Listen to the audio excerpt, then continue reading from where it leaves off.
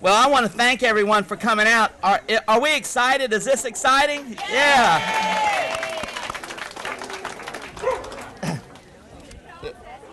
Yeah, the dog got excited too. No. Okay. I want to just take a moment and welcome you all to the new Coffee Bluff Marina, your marina. I think if you haven't had a chance until today to get down here and take a look, I think you can be very proud of what your tax dollars have done in this investment in this community in Coffee Bluff, but also for this city as a whole. When you look around this marina, you'll see a park for the children, you'll see a picnic area. On the other side, you'll see a fishing pier and an observation deck. You have a hoist here, you have docks behind us, a fully functional marina shop, and what else? A kayak launch right here. Plenty of parking, a flag, makes it great for our neighborhood. And I just want to thank all of you who took the time to come out today for this ceremony. Thank you again.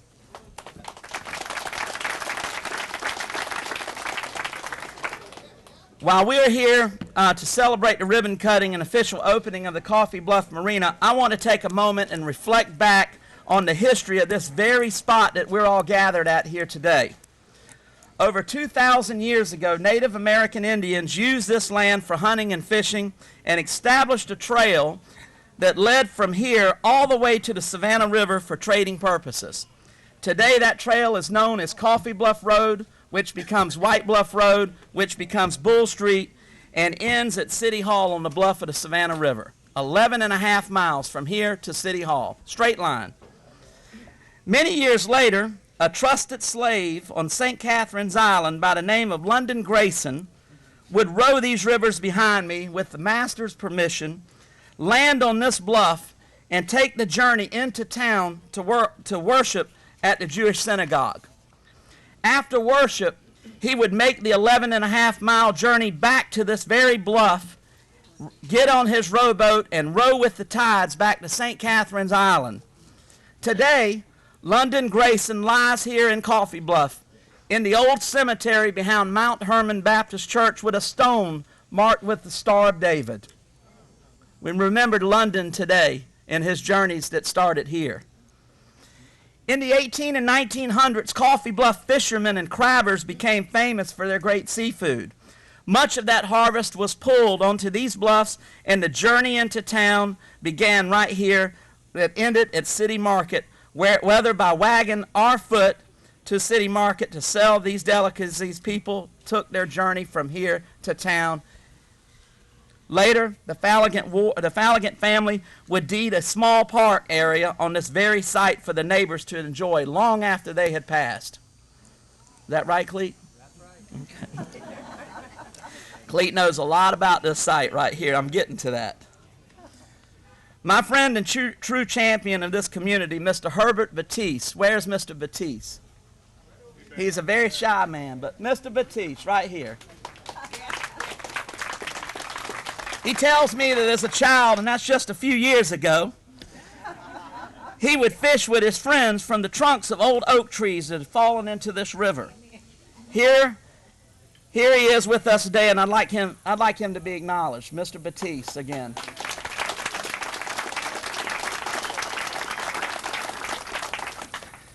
A little more modern, but starting to get up there. As a little boy growing up just a few miles up the road, I remember fondly coming down here to Coffee Bluff Fish Camp at that time. As a child, we would ride down our bikes and we would race to this place to get candy and Cokes and just wait to watch what type of fish the guys would bring in. And it was remarkable years. During that time, you could ride from Vernonburg to Coffee Bluff Road and a car would never pass you.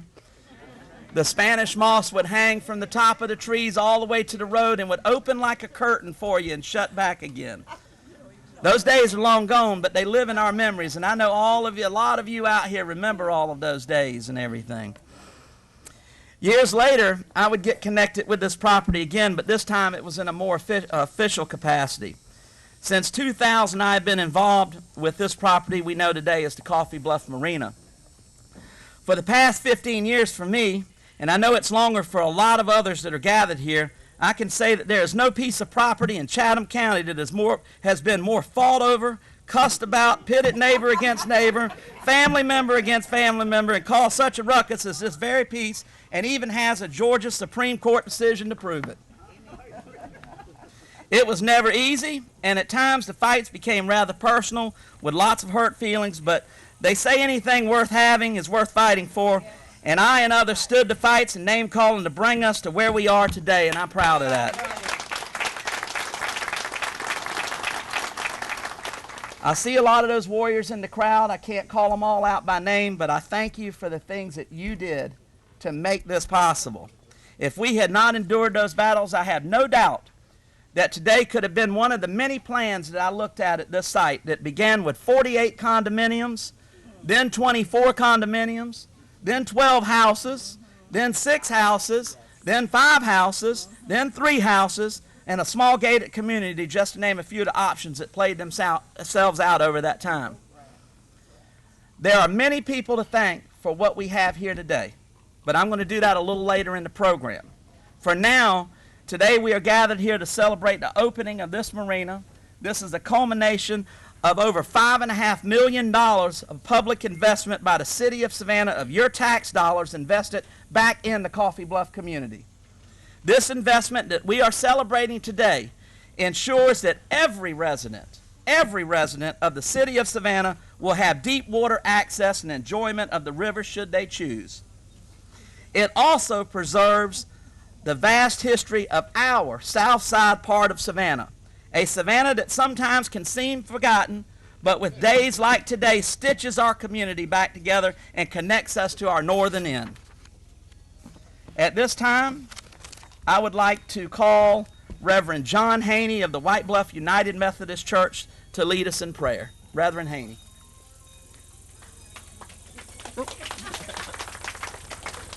You join me as we pray. Well, God of creation, we pause to give you thanks. Because, Lord, we know that this beautiful spot wouldn't be here if you had not created it. You made the earth. You've given us responsibility for it. And I pray, oh God, that we'll be good stewards of that you've given us. Thank you for the work that has taken place here that others can enjoy, that makes it a public place.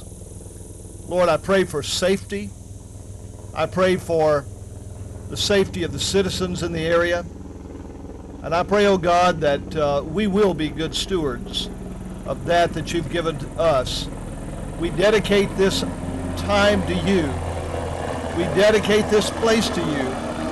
And help us, oh God, to remember that it's not ours, that it belongs to you.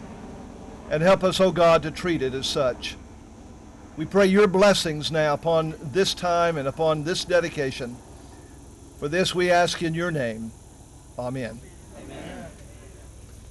Thank you, Reverend. I would like to, at this time, acknowledge some folks. I'd like to begin by acknowledging our mayor, Mayor Edna Branch Jackson. Have joining us today Alderwoman Mary Osborne from the Mighty Second. Alderman John Hall, who, I don't know your moniker yet. The Rising Third. The Rising Third. You've heard of the famous muffins with Mary Ellen Sprague from the 4th District. And what you call the 1st District, Van? The phenomenal 1st District Alderman Van Johnson. I'm also very proud to introduce our city manager, Stephanie Cutter, who, by the way, is a Coffee Bluff resident. Alderwoman at Large Carol Bell. I would also at this time like to acknowledge State Senator Buddy Carter.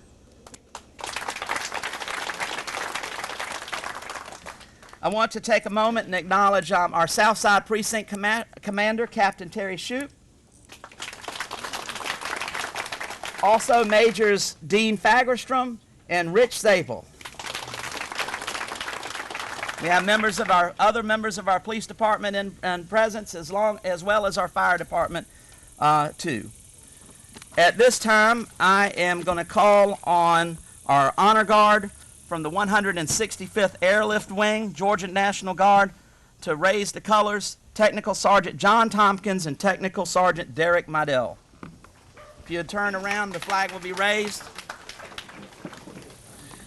Oh, say, can you see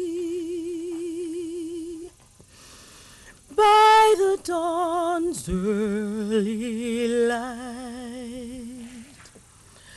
what so proudly we hailed at the twilight's last gleaming, whose broad stripes and bright stars through the perilous fight o'er the ramparts we watch were so gallantly streaming, and the rocket's red glare, the bombs bursting in air, gave proof through the night that our flag was still there. Oh, say does that star-spangled banner yet wave o'er the land of the free and the home of the brave?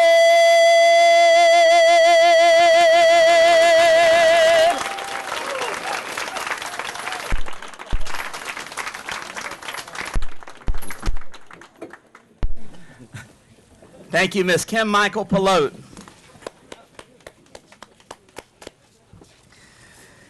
At this time, I would like to call upon Joe Shearouse, our Leisure Services Bureau Chief, to give us a project overview. Mr. Shearouse.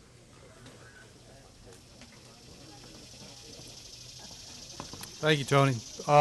First, just a personal moment, the very little bit of free time that I have, Madam City Manager.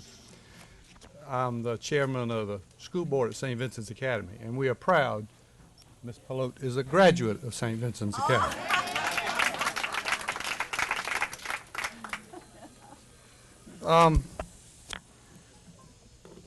Obviously, this is a very, very proud moment to have a project such as this, and there's so many people that made it happen, and obviously the elected officials, the city managers, and Alderman Thomas has talked about that, and we'll say more about it, but I want to talk about a little bit about the city personnel that were involved with this, because you don't hear much about them, and what you do hear is when there's a problem, and our very, very well-versed media will point that out, but these great city staff workers resolve so many of those problems that you never hear about.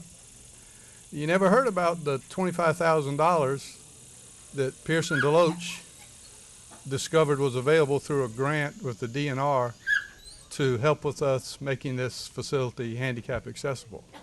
But he discovered it, applied for the grant, and made it happen. Our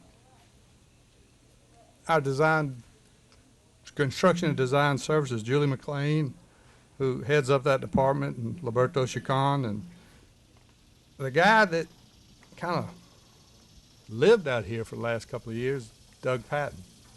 He was out here with the contractor, and again, there would be things don't always go perfect. And they'd find that, they'd fix it, and we'd move on. You'd never hear about it. Doug did a great job. Frank Miller, the inspector that was out here. So they did so much work that you never hear about. But without them, this project, wouldn't be here today. this wonderful ceremony that we're having, Carol Miller put all that together. Where's Carol? Carol always does a great job, and you don't see her.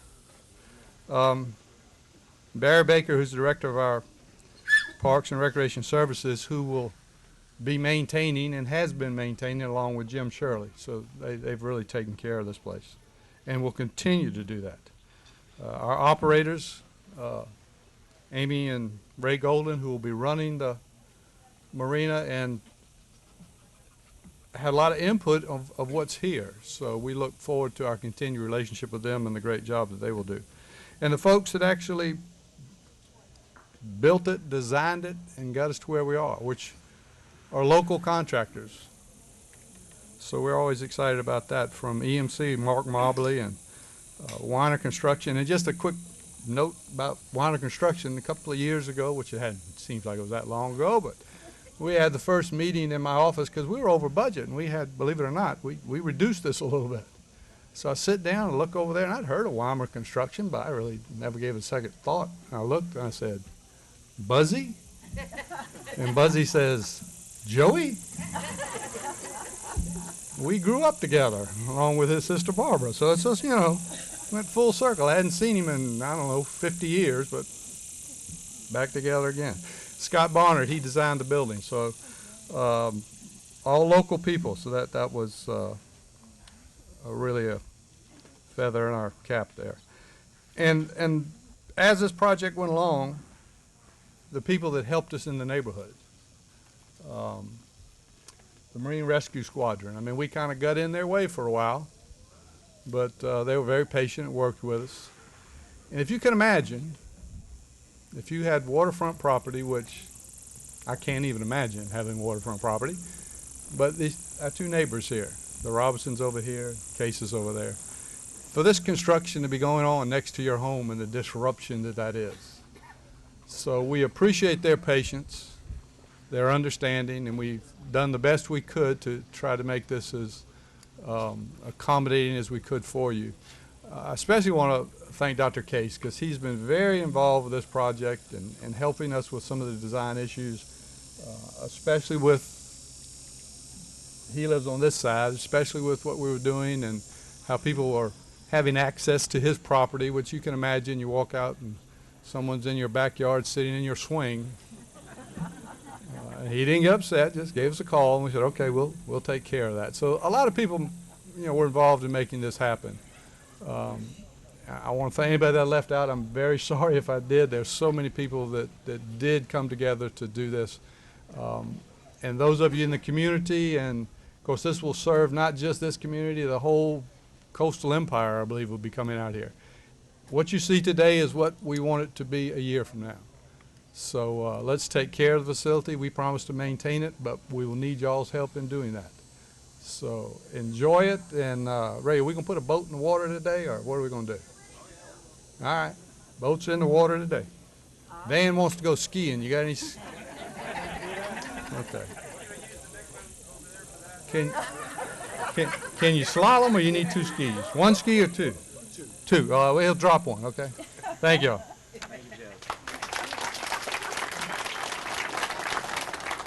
Thank you, Joe. At this time, it's my honor to bring forward our city manager, Stephanie Cutter. Good morning, everyone.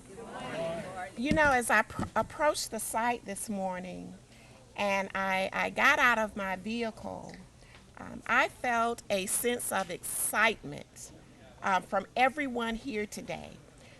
I saw a true reflection of a Savannah community, united, came together, worked towards this wonderful project.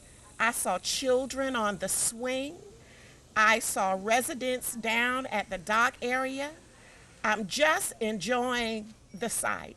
This makes it all worthwhile. You heard the history about the site, about all of the battles and the fights, but the victory is here. And this site is for you to celebrate, to enjoy, to use to bring your children, This is a great day. I have been to many ribbon cuttings, and not just because I live out here in Coffee Bluff, but this is great.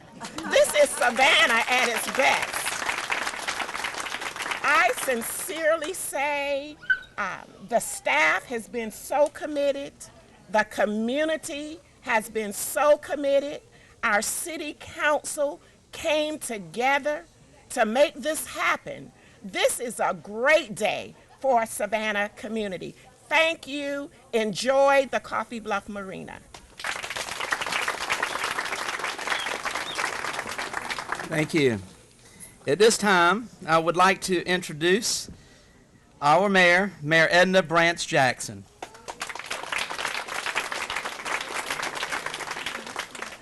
Thank you, Tony. Good afternoon.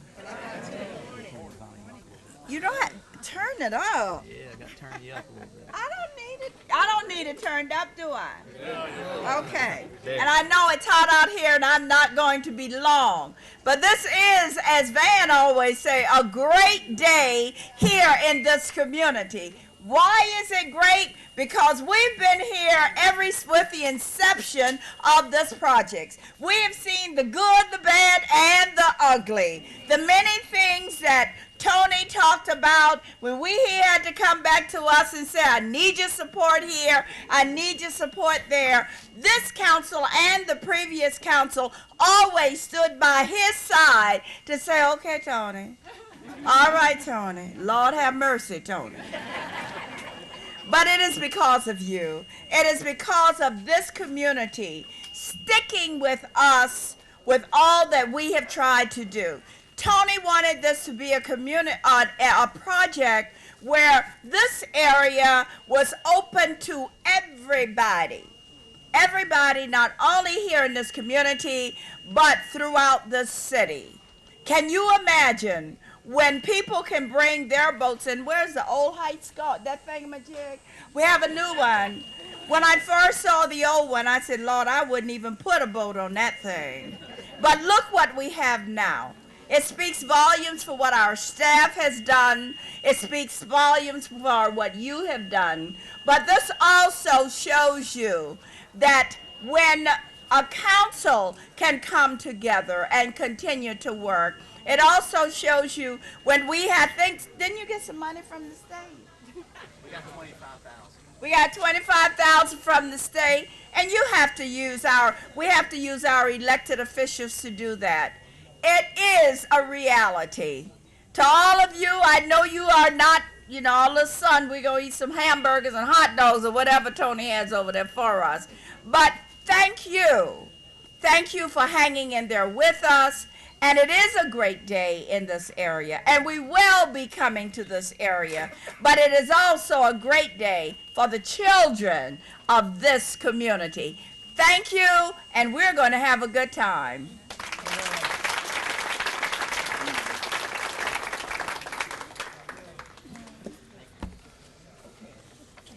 I want to take just a moment, and I want to give thanks to a few people myself. First of all thanks begins at home.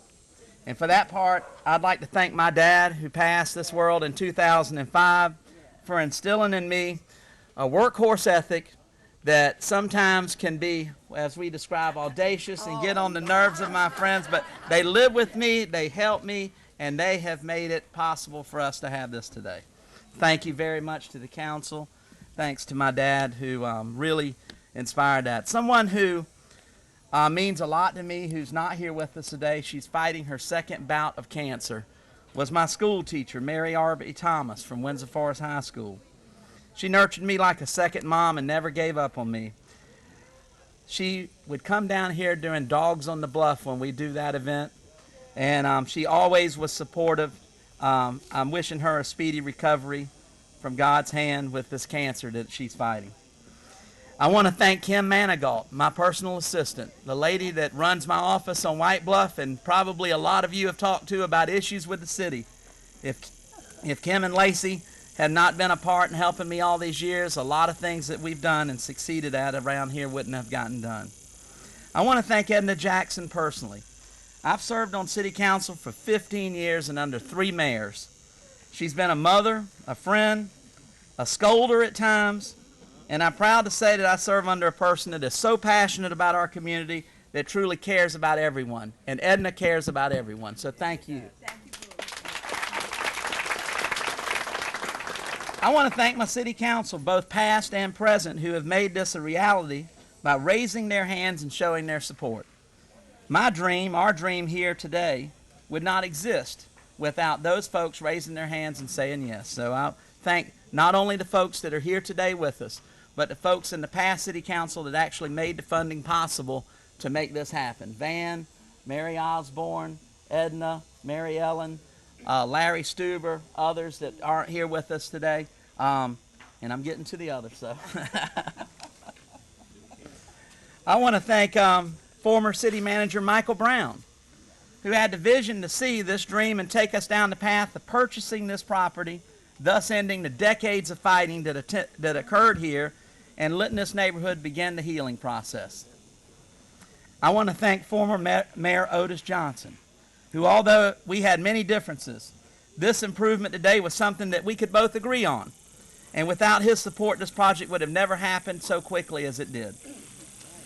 I want to thank is Colette and Carolyn Williamson, who, with their husbands, have been the glue that held the Falligat Ward Neighborhood Association and this Back Street together for all these years. And also thanks for their guidance and hard work.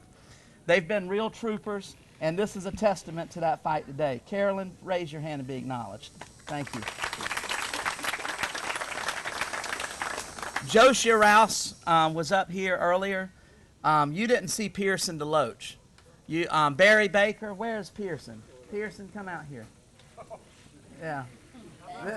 This is one of the guys right here that saw this dream and followed this dream and came down here every day and followed up on every complaint and got with Joe and got with Barry and the others, and they made the things go away and happen that needed to happen in order to move this project forward. Thank you very much. Thank you for everything. Thank you very much.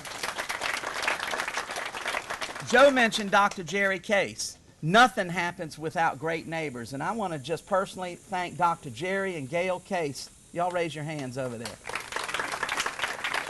You know, when they're building a $6 million project next to you, it's never easy, and there's problems that you have to endure. The Cases have been real troopers and have endured that for the last couple of years. I thank them for their dedication. Where's Ray and Amy Golden? Ray and Amy, there they are in the back. Y'all raise your hands where people can see you. These are your operators. These are the people that live at this marina, that will run it. And I will tell you a personal story. I spoiled their anniversary in October 2009. I almost died in this river in a storm in my little boat. It's the only time that I've ever cried on the water trying to get back. Got caught in a squall out there, was literally taking my shoes off and ready and putting my life jacket on, ready to go down. It was that bad. They canceled their anniversary dinner and waited here for me to get back.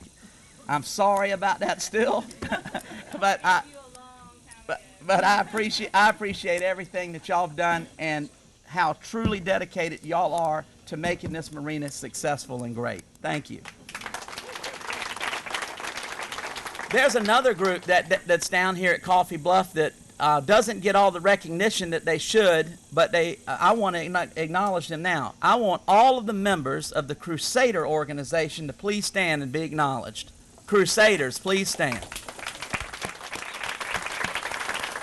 You heard me mention my friend Herbie Batiste earlier. He's a member of the Crusaders, but these are the folks that had a vision to create a community center, and Coffee Bluff has a community center today because of folks like this who years ago made a decision to fight for something, hold on to it, and make it happen for the community. Thank all of you.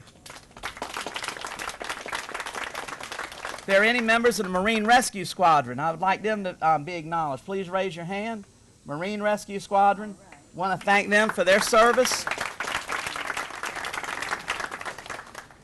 Personally, I want to thank Carol LaSalle. That beautiful smell that you're smelling and all of that, she's arranged this with these wonderful folks to come out here and make this event great. Where's Carol at? Oh, there she is. Carol, raise your hand. Right here. This lady does so much for our city that she never gets acknowledged for, but I'll tell you, she makes things special. And Carol, thank you. Her husband also happens to be Frank Miller, who's lived down here for the last couple of years, I think. Every time I've been down, I've seen him. The color guard today, the honor guard, was made possible by the 165th Airlift Wing. But also, I'd like to personally thank Colonel Dave Simons, Lieutenant Colonel Dave Simons, for all of his work and helping get that together, and your entire, all of your folks that are with you, Dave. Thank you for coming and participating with us today. Kim Michael Pelote sang the national anthem, one of the best singers in town. Kim Michael Pelote. Reverend John Haney from the White Bluff United Methodist Church. Thank you, sir. We'll be calling him back up in a few minutes.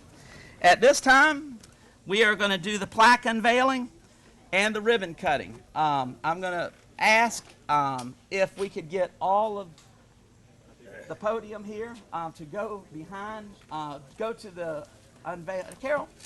Where's Carol? Which one did you want to do first? Ready? Down in 3. 1, 2, 3.